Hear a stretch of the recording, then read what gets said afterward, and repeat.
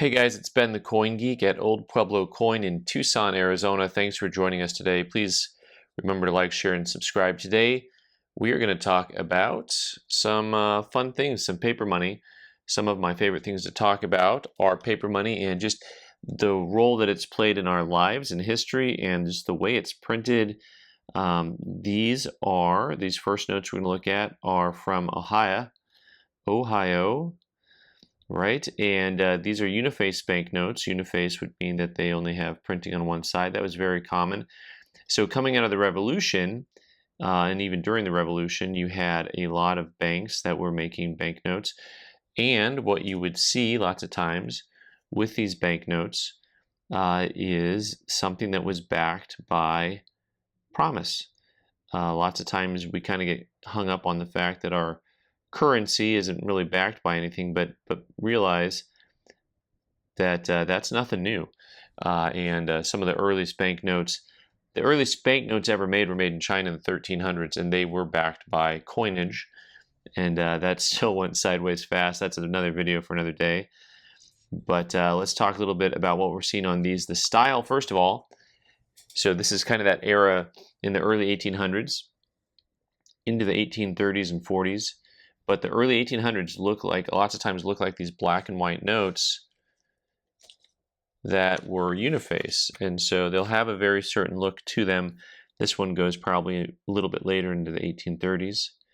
Let's some little bit more design to it. So the real basic notes, though, these first 4 or 5 notes we're going to look at, this one's $0.25. This is called a remainder, which means it hasn't been numbered or signed. It would have been hand signed and hand numbered, and actually these were specific to an individual. So it would say you'd put in the number on demand, I promise to pay, and they put their name here, or the bearer, so someone else could bring it in, at my office in Worthington in current banknotes, 25 cents. So there's an 18 right here. You'd put the latter date to it. So if this was 1818, you'd write an 18 there, and it's just kind of fun to see that they were promising to pay them in current banknotes. So it was almost like a promise of a promise. Like, here you go. Have fun with this. If you bring these in, we'll get you paid in current banknotes. So there's the $0.25, and the design for the 50 cent is basically the same. These same plates were used for the exterior of the note. If you look at this is identical. And then the interior was changed up, kind of like on a printing press. So, you could change the old printing presses. You would change the lettering and have to set it by hand set. The printer for this was Murray Draper, Fairman and Company. And so usually the printer of a banknote would be on there, and you see the paper was actually made with a lot of fiber in it, which was a natural counterfeiting device. So everything on these notes are identical except for the 50 cent and the $0.25 sections, but the demand and promises to pay in current banknotes were the same on those guys. Next up, I've got a couple of the ones here look like these are the same ones, and then a 2. Now these are really kind of fun for lots of reasons. So once again, you see the similarities between the 1 and the 2. There's certain things about them that were probably using an identical press, and then parts were moved around on. So the edges are identical, but the 1 and the 2, and then here's the printer's name here on the edge. We've got W. Harrison right there. And so this is fun because this is the Farmers Bank. A lot of them were Farmers Banks back then. The Farmers Bank of Bucks County promises to pay $1 to W. Jones or bearer on demand. And then you've got, is that say Holmville? And so this one actually has 3 digits here, 181. So this was definitely made in the 18 teens. Once again, similar paper to the other paper that you saw. Does this note have, I don't think any of these notes have a watermark. I'm just kind of glancing here really quick.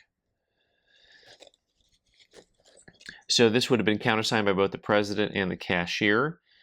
They would have been hand numbered and hand dated. What's fun about these is they're made out to a specific person.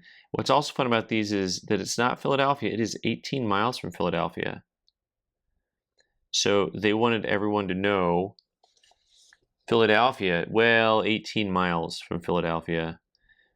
And you see these ones here, the $1 made to W. Jones, and the other one made out, the $2 made out to E. Morris. My other $1 bill is also made out to W. Jones. So this could be the name of either the cashier. Most likely the cashier would have countersigned that, and that may be the cashier's name during the time period that these were made. That is something that would have been common, or it could have been promissory notes made for a specific individual in the community. So stuff that's very different than what you or I would consider today. Just kind of fun anomalies. Society was different. Culture was different, but money was still the same. I mean, people still needed some type of liquidity to get around from one, buy goods and services. There was a shortage at times of specie, which is gold or silver coins, especially into the 1830s. This note here, Augusta, Georgia, a $3 bill. Kind of a pretty looking banknote all in all, with George Washington on one edge. A little bit of some termite action on this edge too. Also a uniface banknote. $3 bill. Let me see here. The president, directors, and company of the Bank of Augusta promised to pay $3 to the bearer on demand, Augusta, Georgia. And then again, you've got a spot for the president cashier to sign. And that should be, I believe, Ben Franklin here on the left-hand side here. But pretty cool stuff. And of course, the allegory here, you've got the eagle, you've got the Liberty Cap. So, I'm going to go with probably with peace and unity, peace and justice on that one. Next up, so now you're getting into banknotes. It's going to be probably closer to the Civil War time period. Multiple faceted for, it has many different colors on it. Once again, still a uniface banknote. Hagerstown Bank. Let me see if we have the printer on this $3 bill really quick. I didn't look to see. He may have been under here. Here we go. Here's the printer. Almost missed that for you. Maverick. There you go. Through the danger zone with that guy. So this $5 bill is cool. I mean, you can see just the technological advances in the scroll work. When you look at the multiple colors, but also look at how it's fives all the way around on here.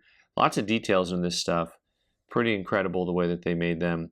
This 5, look, has fives all around it, and there's fives that are sitting behind the 5 that's upside down inside the shadow. I think that's brilliant. I mean, that's a high level of detail on something like that. This guy here was printed, Danforth, Underwood and Company of New York, and Underwood, Bald, Spencer, and Huffy, Philadelphia. So looks like they had a couple different companies that were in venture together on these guys. The president would sign it. Hagerstown, Maryland. That's what the MD is. That's not a doctor sign for those of you who don't live on the East Coast. The president, directors, and company of the Hagerstown Bank will pay $5 on demand.